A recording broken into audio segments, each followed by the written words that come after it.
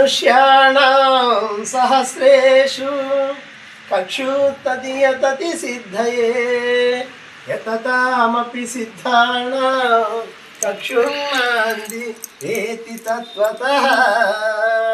వేల కొలది జనులలో ఏ ఒక్కడో జ్ఞానం కోసం ప్రయత్నించును, అలా ప్రయత్నించిన వారిలో ఏ ఒక్కడో యథార్థముగా నన్ను తెలుసుకొనుచున్నాడు అని కృష్ణ పరమాత్మ భగవద్గీతలో 7వ అధ్యాయంలో 3వ శ్లోకం.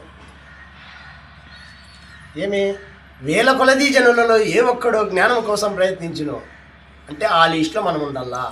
జ్ఞానం అంటే ఏమి? జ్ఞానం అనగా మన కోసం మనం బతికేది జ్ఞానం కాదు, సమాజం కోసం బతికేవాడే జ్ఞాని. అలాంటి వారు మనం చూడంగా ఎవరు?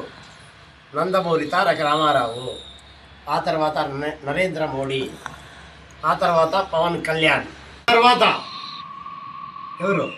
మురళీ నాయక్ ఎవరు? Murali Nayak army man.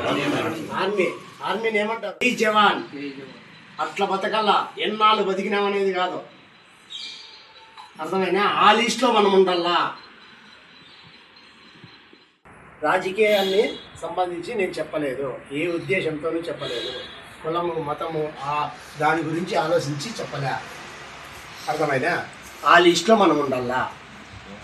ఉండాలిగా. స్వామి శరణమయ్యప్ప.